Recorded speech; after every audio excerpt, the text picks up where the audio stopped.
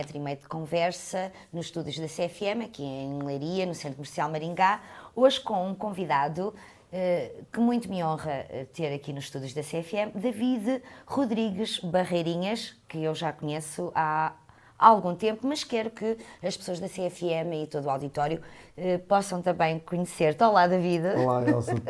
Tudo bem? Tudo bem. Olha, estou muito feliz por estares aqui comigo nos estúdios da CFM, num contexto até um bocadinho mais informal. E fico feliz que tenhas vindo até nós, e porque eu quero também que as pessoas conheçam um pouco da tua história. Nós já nos cruzámos muitas vezes ao longo das nossas vidas e temos até algumas histórias engraçadas, já passámos momentos muito felizes. David Barreirinhas, és muito conhecido pelo teu apelido. Aliás, esse é um dos motivos pelos quais estás aqui no metro e meio de conversa, e já vamos aqui a esta parte dos teus livros. Mas David Barreirinhas, conhecido como Barreirinhas, padre, nascido em França e com origens na Moita da Roda. Exatamente. Começa aqui uma história. Ou seja, uma história que também já traz um caminho anterior. Exatamente.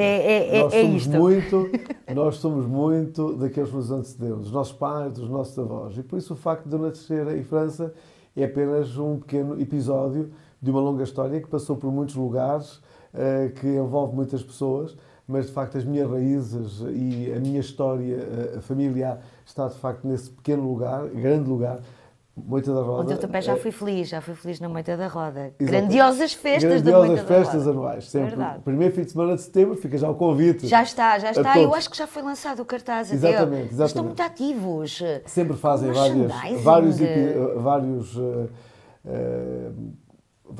eventos ao longo do ano para poder ganhar fundos para que quando chega a festa de setembro ela possa acontecer assim em grande. Come-se divinalmente nas festas da Moita da Roda. Eu tenho que dizer isto. Isto é em abono da verdade. Exatamente. Isto é em abono da verdade.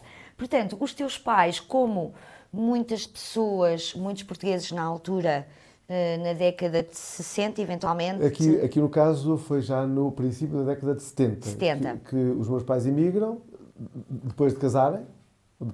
Como muitos portugueses, portanto, vivíamos numa ditadura pura e dura. Ainda não tínhamos chegado ao 25 de Abril e por isso estamos ainda em tempo de ditadura. Os meus pais imigram, eu já nasço em França, sou o filho mais velho. Em França nasce ainda a minha irmã e depois já em Portugal é que nasce a minha irmã mais nova. Nós somos três filhos. Portanto, vocês voltam para cá, mas é indissociável que foste também... impactado pela cultura francesa. Claro, eu regresso para poder fazer a escola primária aqui, mas aqueles anos em que vivo lá são anos que têm um impacto muito forte na minha formação, na medida em que são os primeiros anos de vida. Ou seja, os primeiros contactos, os primeiros amigos são feitos no contexto... Tenho algumas memórias. Do sítio onde vivias, exatamente, da casa. Exatamente. Tenho algumas memórias, no fundo, já... Tenos, não é? No tempo, não é? Perdidas no tempo, mas não deixam de ser memórias e não deixo de guardar essas memórias como momentos bons.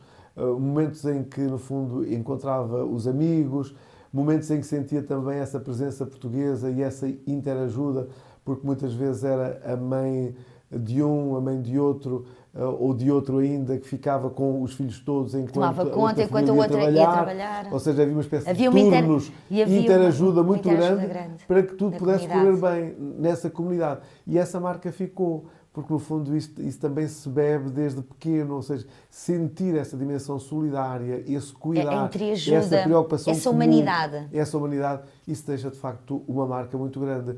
Mesmo que estivéssemos a viver numa região de Paris, que é uma região enorme, com muita gente, sempre foi possível manter essa proximidade. Vivias em que zona com os teus pais? Eu vivi no 93, ou seja, na cidade de Gagny. 93? Oui, porque 93. Os franceses complicam muito os números. Isto 94, porque não dizem 94? Era mais fácil.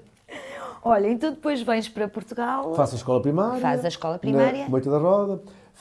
Faço algo que agora a pandemia veio ressuscitar de alguma forma, porque fui daqueles que passámos pela experiência da telescola e por isso fiz o meu 5º e 6º ano nesse regime, e depois faço o meu percurso a partir do 7º ano, faço no Seminário de Leiria, até concluir o 12º ano. Depois ainda mantenho no seminário aqui em Leiria para fazer o seminário maior, nos primeiros 3 anos, e os meus 3 últimos anos de curso são feitos já em Coimbra, no Instituto Superior de Estudos Teológicos de Coimbra, e por isso a cidade de Coimbra é também a cidade onde eu termino a minha formação, antes de ser ordenado padre. Um carinho grande por Coimbra. Coimbra é uma cidade muito interessante. Exatamente. Uma cidade também que tem uma luz própria, digamos, uma dimensão até a nível... E é interessante, porque Coimbra tem para mim uma multiplicidade de vivências, umas boas, outras menos boas, umas mais fáceis, outras mais difíceis, mas não deixa de ser uma cidade cuja marca eu também transporto, porque esses últimos anos da minha formação são anos de decisão sobre a minha vida e isso é de facto impactante. Como é que chegaste aí? Ou seja, a minha pergunta é, sempre tive curiosidade, acho que nunca te fiz esta pergunta, como é que sentiste algum chamamento ou como é que decides, porque isto é um impacto muito grande para a vida de uma pessoa, decidir enverdar por um caminho religioso, portanto pelo estudo teológico, ter uma vida diferente, e como é que os teus pais aceitaram isso? Como é que isso surge? Sim, não há, eu costumo dizer isto muitas vezes, não há um momento, ou seja, não se ouviu nenhuma voz. Não sei, David, não se ouve. Barreirinhas, não se ouve. Vem para mim. De todo que não se ouve. Nem um WhatsApp, não recebeste um WhatsApp, uma mensagem no Instagram. Nada disso. Não passou por aí. Agora, de facto, há um percurso de descoberta, diria eu, que só pode acontecer, ou que se torna mais fácil acontecer, no seio de uma família cujas raízes são cristãs, de prática religiosa. E eu tenho por Portanto, detrás vivias aí, esse contexto familiar. Esse é familiar. E por isso, o primeiro momento que eu tenho é a interpelação do então Bispo de Leiria, numa visita à escola primária, em que pergunta quem é que gostaria de ir para o seminário. E eu terei dito que sim. E depois disso, sem saber ainda muito bem. Sem saber o que era. E nessa altura, acompanhado essa visita do Bispo pelo pároco de então também, houve a seguir a interpelação para, quando já estava no 6º ano, poder passar um ou outro dia no seminário, naqueles encontros que havia.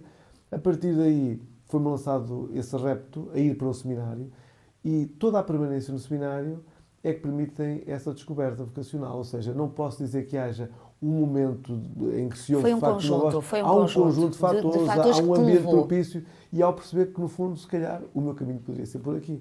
E essa decisão final é tomada já no seminário maior. Portanto, já em Coimbra. Aí em Coimbra é que decidiste. Porque podias até lá, há muita gente que faz o seminário e depois não continua. Faz outra opção de vida, claro. Pensa, não é isto que eu quero para mim, faz os estudos teológicos e faz outro percurso de vida. Depois vens para Leiria. Venho para ali, eu sou ordenado padre no dia 17 de maio de 1998. Quase a fazer anos. Quase a fazer 27 anos. Eu passo depois algum tempo na paróquia dos Marrazes, como vigário paroquial, ou seja, estando a colaborar com outro pároco, o padre António Gameiro. É um tempo em que eu também passo pela escola Afonso Lopes Vieira, que foi uma experiência também significativa porque me aproximou dos mais novos, dos meus alunos, e fui criando uma relação de proximidade entre 1998 e 2001.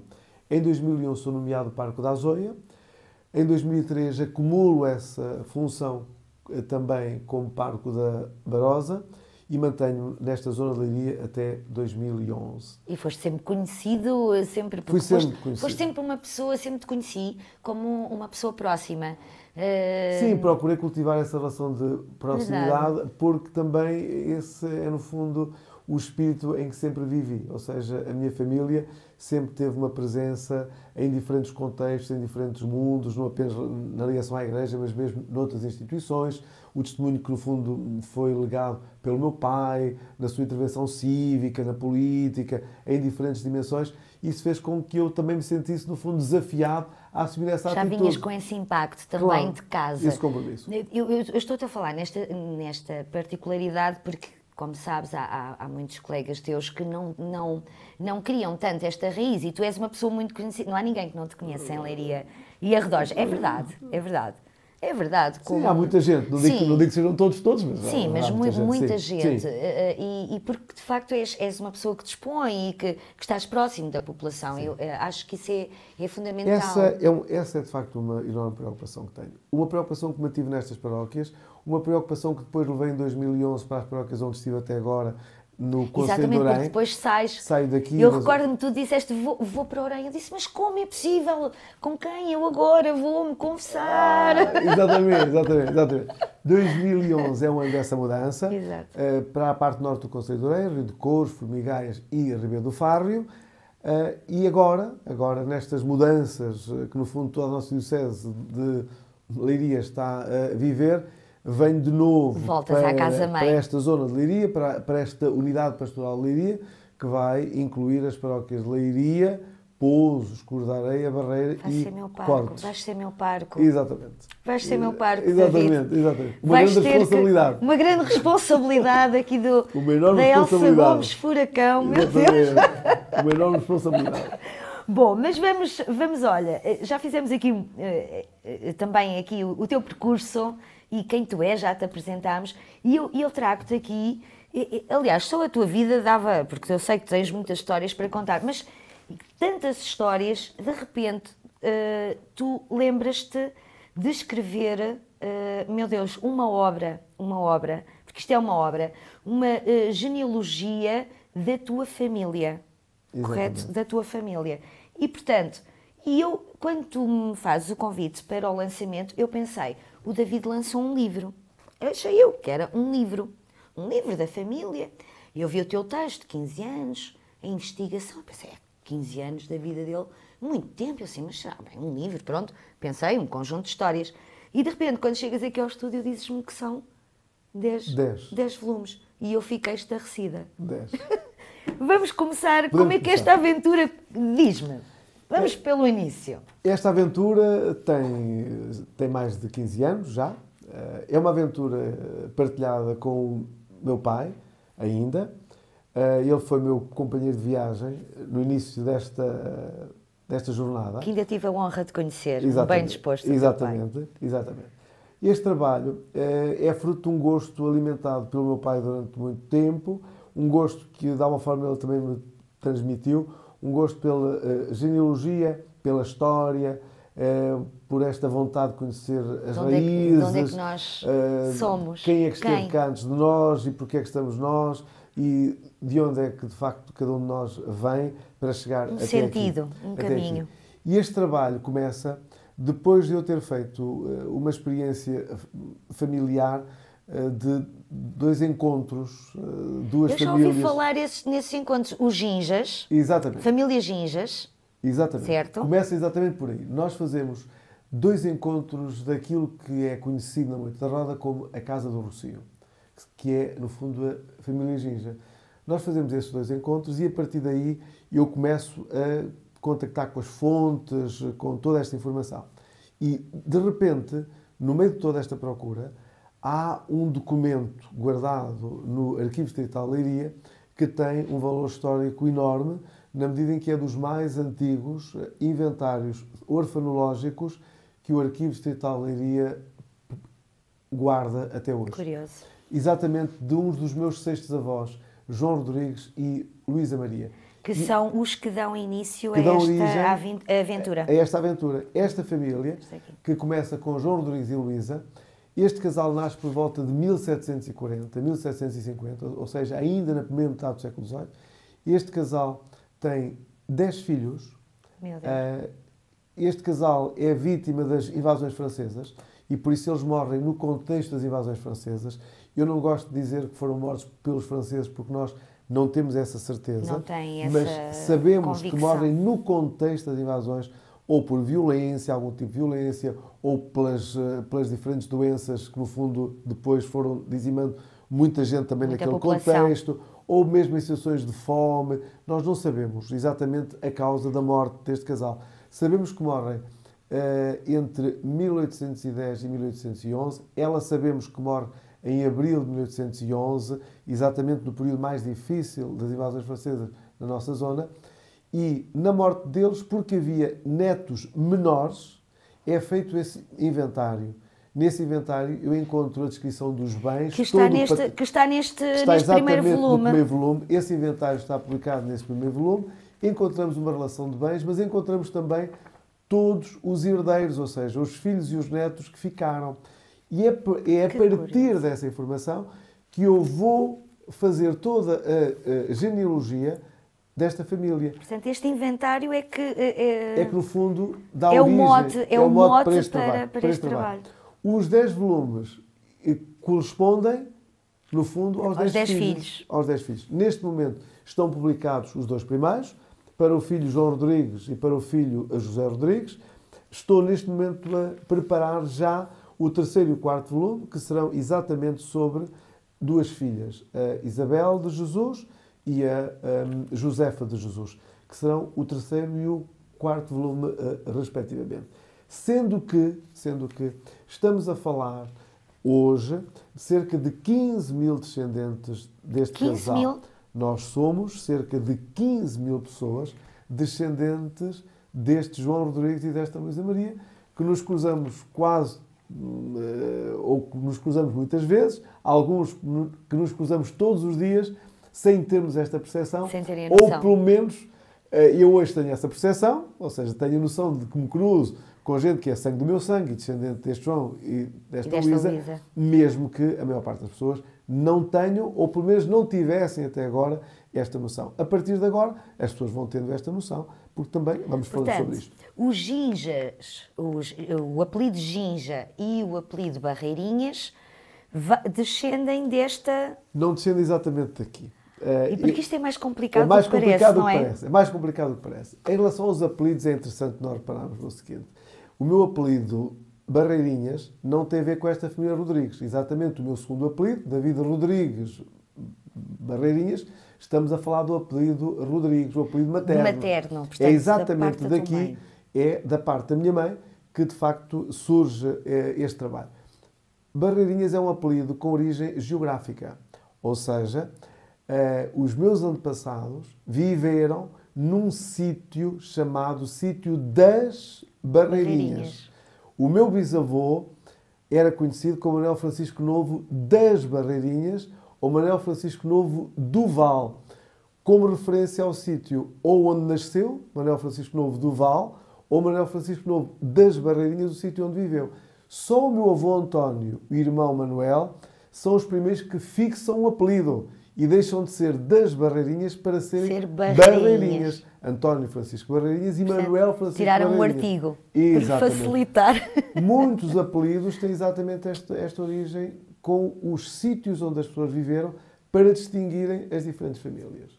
Outros têm a ver com a sua atividade. Muito curioso. Há uma família conhecida como alfaiates, também que são originários da Moita da Roda, exatamente porque em 1867 o pároco, ao fazer o registro de óbito de um José de Sousa, que era natural de Regueira de Pontes, que tinha casado em Montagudo e que tinha descendência já na Moita da Roda, quando morre, o pároco de então escreveu: faleceu José de Sousa com mais de 90 anos, de profissão alfaiate.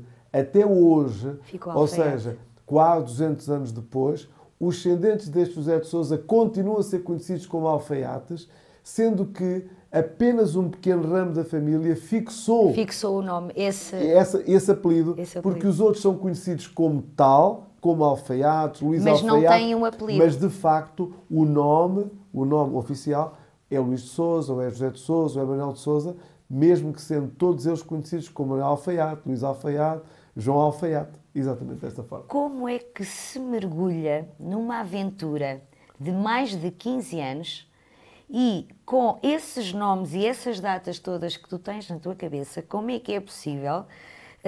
Quantas horas de investigação, como é que tu conseguiste este trabalho? Milhares de horas, aproveitando as minhas folgas, aproveitando os meus serões, às vezes as minhas madrugadas, para poder avançar, porque a minha vida não passa por aqui. Ou seja, a minha atividade... a tua atividade tem não muito passa que se por diga, aqui. não é? Isto é um hobby, é para os meus tempos livres, é para o tempo que de alguma forma me sobra dos meus trabalhos e das minhas responsabilidades. O tempo que vai sobrando, muito dele é consagrado a este trabalho. É um trabalho que eu faço com imenso gosto, porque me levou a conhecer imensas histórias, me levou a conhecer uma imensidão de gente que me antecedeu e que foi deixando uma marca, e eu tenho plena consciência de que hoje sou muito daquilo que eles viveram, daquilo que eles me legaram, transmitiram ao longo de tantas gerações. E por isso, este trabalho é também um trabalho de memória, porque todas estas pessoas têm de facto um lugar na própria história. E nós muitas vezes olhamos para a história apenas com alguns nomes ou alguns acontecimentos que dizem respeito a todos, que são conhecidos por todos. E não temos a noção do contexto. Não temos a noção do contexto. Mas a história é mais do que os nomes que nós aprendemos nos livros de história. É mais do que os acontecimentos é toda uma que a história ramificação, fixou. porque isto, no fundo, A genealogia é uma ramificação. É uma ramificação. Mas a história passa também por estas pessoas concretas.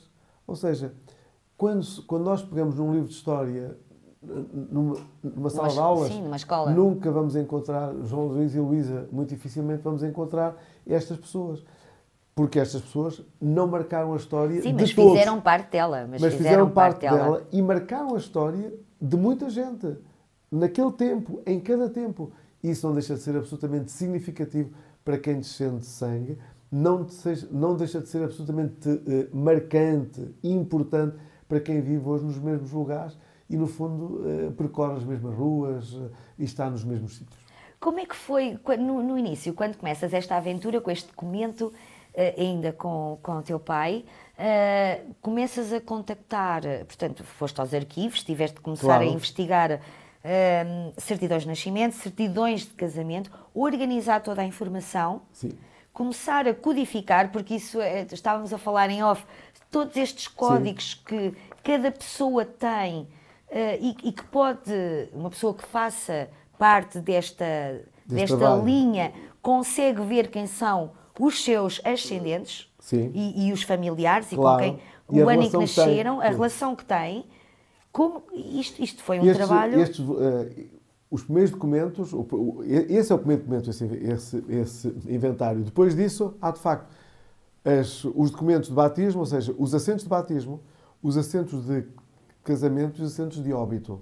São, no fundo, os documentos mais relevantes para este trabalho. Porque a Igreja, antigamente, é que detinha essas informações. Exatamente. Não havia... O registro civil existia. Começa no dia 1 de abril de 1911. Ou seja, até o dia 31 de março de 1911, as fontes para este trabalho eram registros paroquiais, hoje guardados nos arquivos distritais, e bem, porque estão preservados. E na Torre do Tombo na também. Na Torre do Tombo estão os Cedidos Respeito a Lisboa, porque, no fundo, estamos a falar desse distrito, mas os Cedidos Respeito ao Distrito de Leiria estão no arquivo. Estão no arquivo aqui de Leiria. Isto é absolutamente significativo, porque estes documentos dão-nos uma informação preciosa nos nomes, nas datas, profissões, os lugares onde viveram. Para além disso, estes de 2 volumes e aqueles que irei publicar, têm depois um outro tipo de informação, que são muitos passaportes, documentos relevantes que me fizeram ir encontrar gente que estava no Brasil, gente que estava na Argentina, que eu fui encontrando através destes passaportes, através dos apelidos, através das redes sociais. E foste encontrar os familiares. Fui encontrando os descendentes. E foste contactando também com eles. E fui, de facto, contactando. Porque esta vontade de conhecer não é só nossa. Eu aproveito esta circunstância para contar um pequeno episódio que diz muito disto. Nós procuramos, e eu tenho gosto em, de facto, fazer esta pesquisa e em, no fundo, partilhar esta pesquisa. Porque eu sei que do lado de lá, do lado de quem lê, ou mesmo do lado de quem não conhece ainda estes livros, há a necessidade e a vontade de conhecer. Em 2015, em março de 2015, passam pela Moita da Roda 2 irmãos, o André e a Cecília, que, chegando à Moita da Roda, interpelam quem está ali pelo café, que é, no fundo, o lugar mais central, e perguntam se alguém teria noção de que o avô deles, Manuel dos Santos, tinha nascido, de facto, ali. E a informação que dão é que desconhecido. Não sabiam. Não sabiam. Mas alguém terá dito, talvez, o David Barreirinhas, o nosso conterrâneo, saiba. Ele vive na Rua X e, por isso, passando ali, certamente que vos dará essa ajuda. E quando tocam a campainha e, no fundo, explicam a sua razão da vinda ali e dizem o nome, eu digo Manuel dos Santos, nasceu no dia 5 de março de 1905. E eles Socorro. ficaram muito surpreendidos com a informação. E eu disse-lhes, é uma das 20 pessoas que nasceu na Moita da Roda desde 1809 até agora, que eu não conheço o percurso de vida.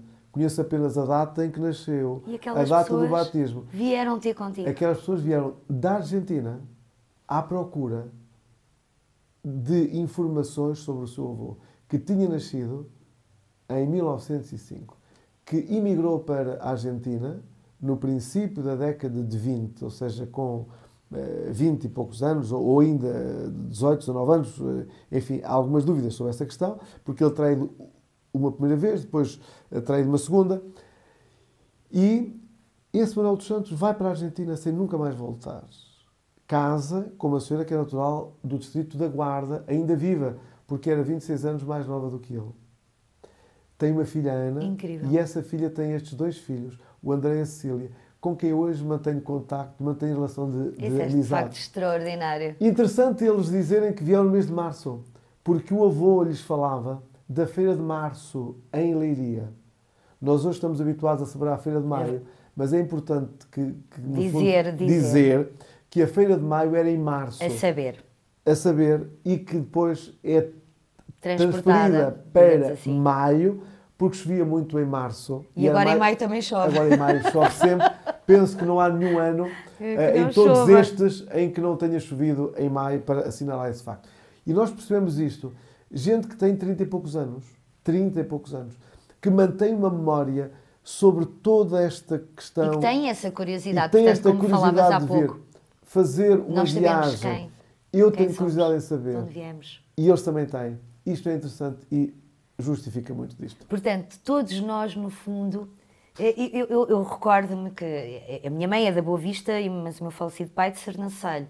E eu, cada vez que vou a Sernancelho, conheço um primo, alguém que me vem dizer, olha, o teu pai era meu primo, o teu avô Joaquim. Portanto, há sempre alguém que vem falar das nossas raízes e, portanto, é muito curioso. Sem dúvida. Nós somos muito destas pessoas. Eu tenho dito isto dezenas de vezes estes dias e ao longo destes anos fui dizendo isto muitas vezes. Eu tenho clara noção de que sou muito destas pessoas.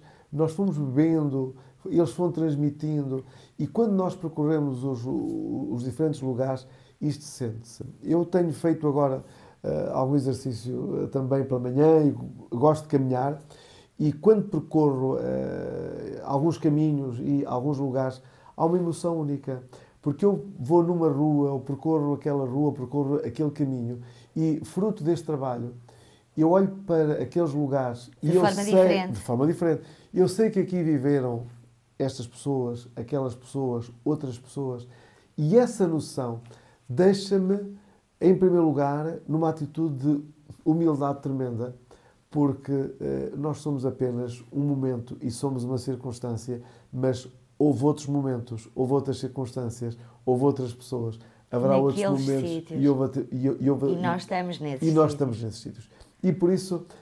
e daí a fotografia, à fotografia. A fotografia da capa retrata um caminho rural que se mantém hoje com esta imagem que nós encontramos aqui, mas que eu tenho a certeza que foi percorrido pelo João Rodrigues e pela Luísa muitas vezes, porque este caminho conduz a alguns terrenos que estão descritos no inventário primeiro. No tal inventário. O que significa que eram terrenos onde eles iriam pinhais, vinhas, que estão para além deste caminho que a imagem aqui, no fundo, retrata, e eu sei que eles percorreram este caminho.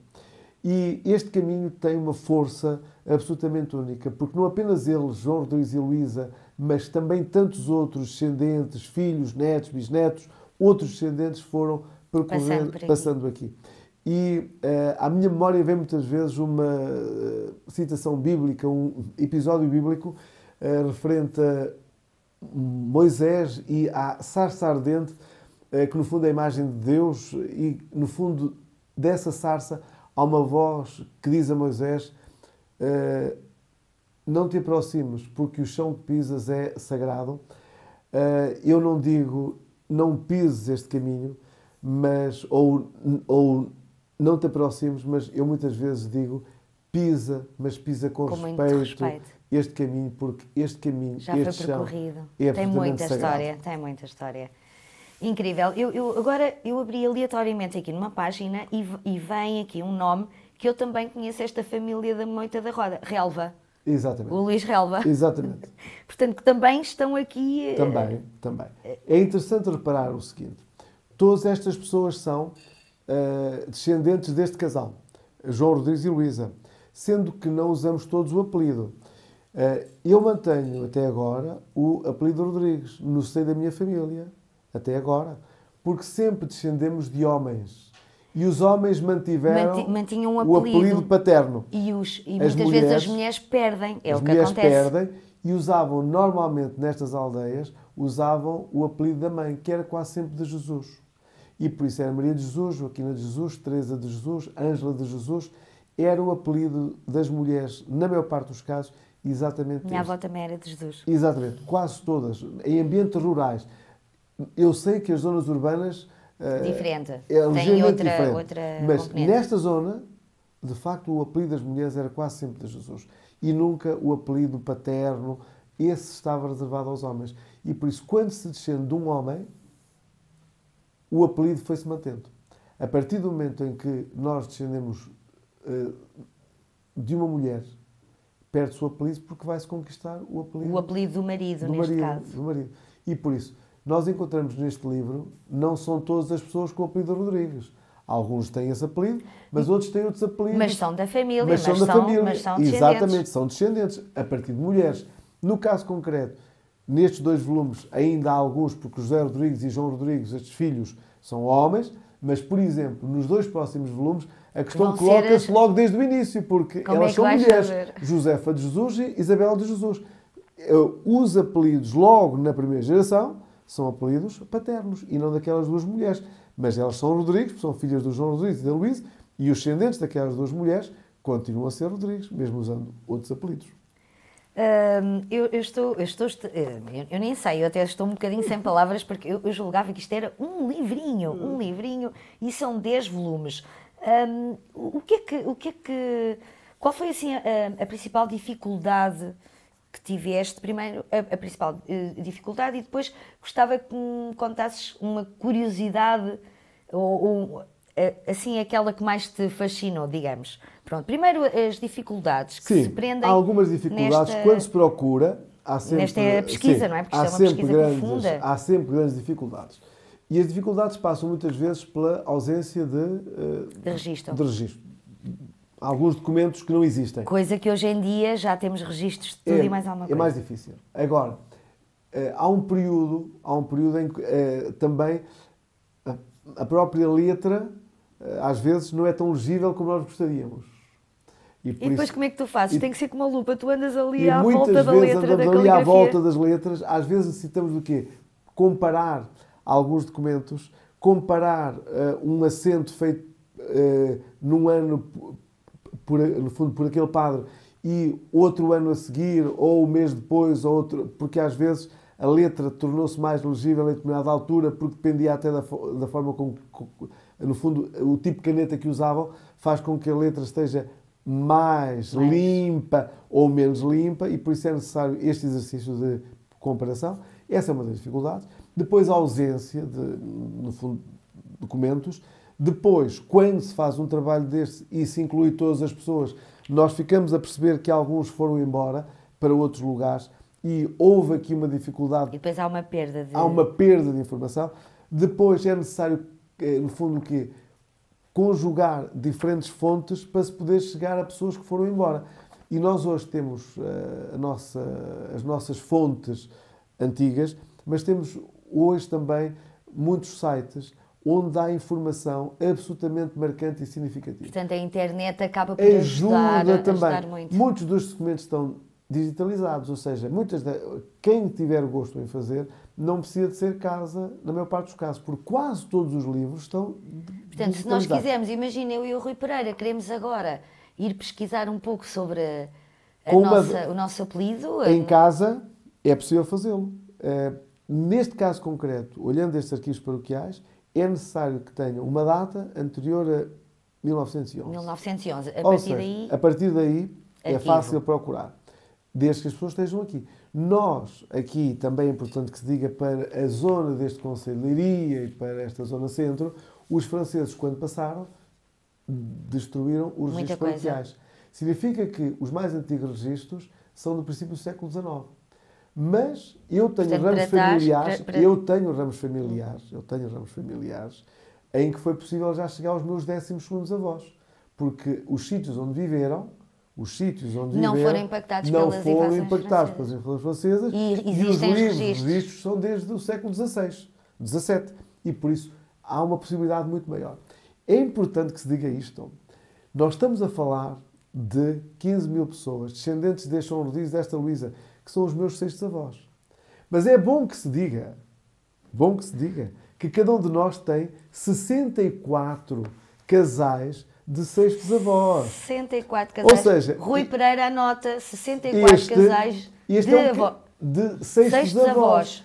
Estes são uns dos meus 6º avós, mas eu tenho mais 63.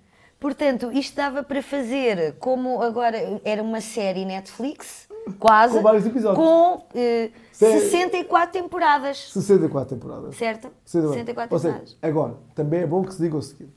Nestas aldeias é impossível que alguém tenha 64 casais de 6º avós diferentes. Ou seja, o João Rodrigues e a Luísa, eles são meus 6º avós em 3 situações.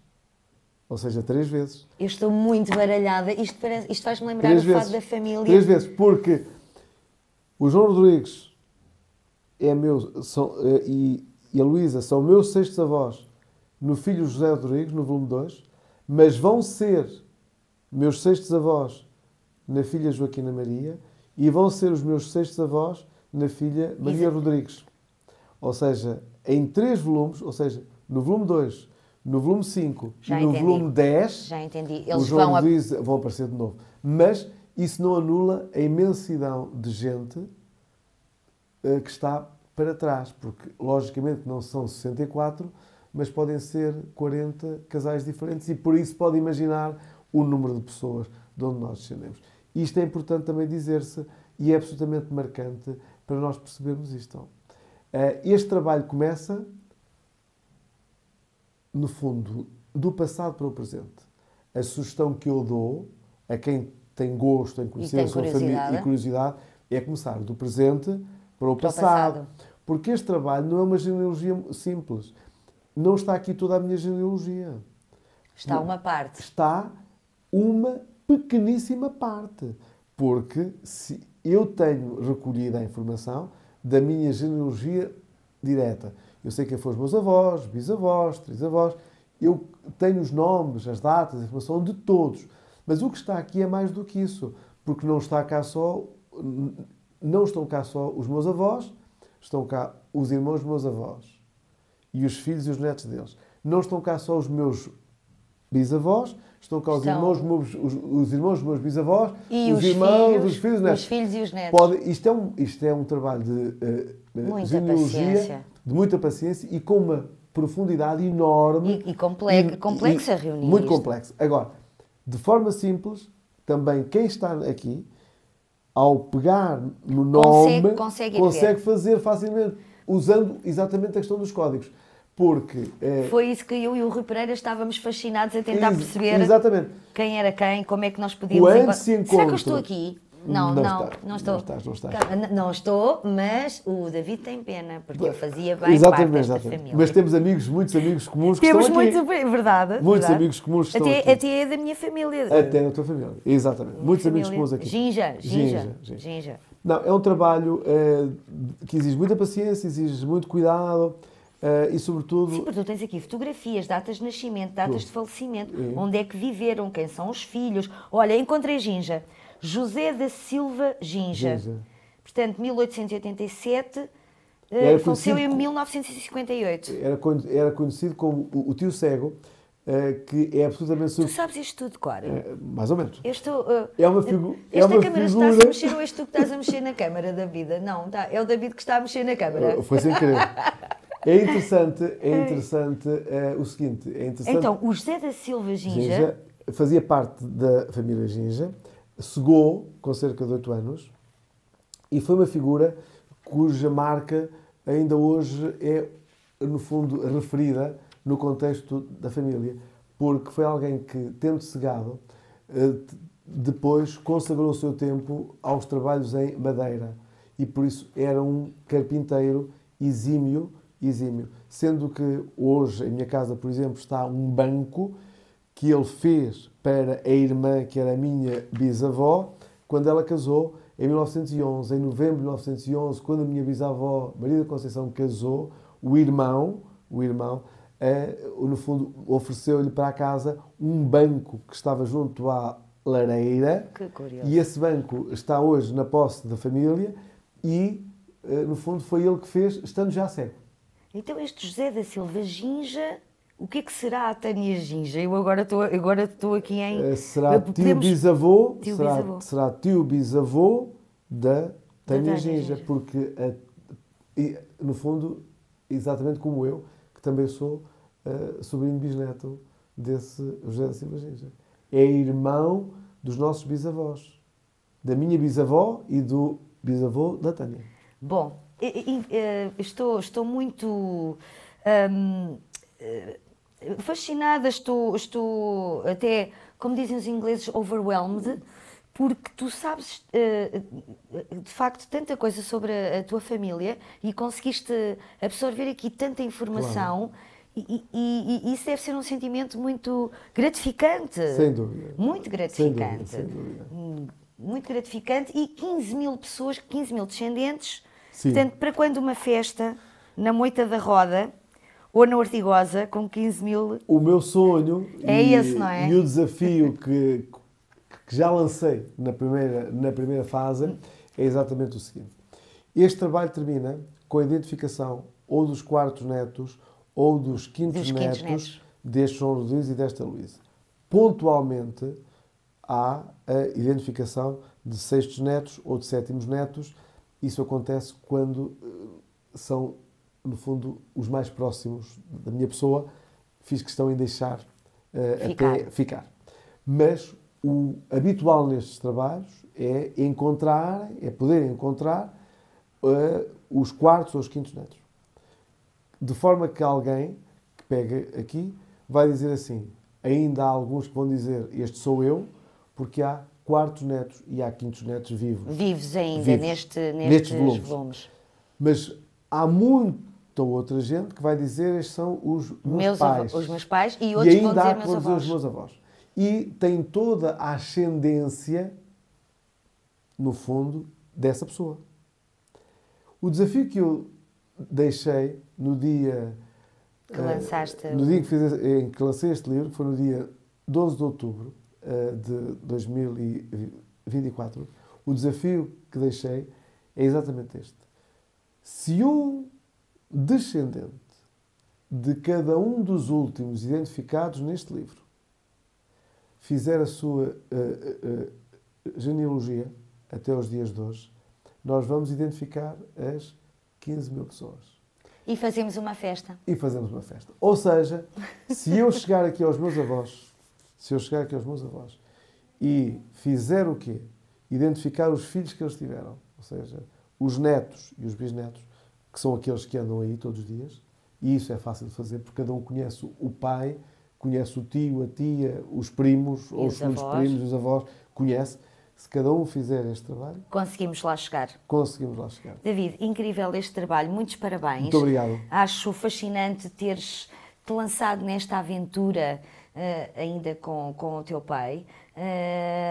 Muita coragem para os mais 8 volumes que faltam, portanto, porque cada volume corresponde a um filho deste casal. Foi uma conversa muito interessante. Eu agradeço imenso a oportunidade. Não, nós é que agradecemos também, e também fica aqui esta curiosidade de nós queremos conhecer o nosso passado, as pessoas que já estiveram cá. E isso também trazido para o presente nos faz sentir que estamos aqui motivados por alguém que também já fez para nós estarmos aqui, não é? Que deixou uma marca e eu costumo dizer... Este é o nosso tempo, esta é a nossa hora, é o tempo de deixarmos esta marca para podermos deixar Para o um futuro. legado para quem vier. Fica aqui o desafio. Eu estou nos 15 mil, nas 15 mil pessoas desta linhagem de João Rodrigues e Luísa Maria. Muito obrigada, Muito obrigado. David. E muita coragem para Muito obrigado, continuares. muito obrigado. Quando tiveres os outros volumes, voltamos aqui. Voltamos depois a conversar. os 10, quando tivermos os 10, e fazemos uma festa. Não cabemos aqui os 15 mil. Não vai dar aqui neste estúdio, mas alguns vêm. Muito obrigada, Muito um beijinho obrigado, a todos. Muito obrigado. Obrigada. Foi um gosto imenso. Muito obrigado. Obrigada. Muito Foi boa tarde. o episódio de Metro e Metro Conversa com Elsa Gomes. Volto para a semana. Um beijinho grande para todos vocês. Obrigada.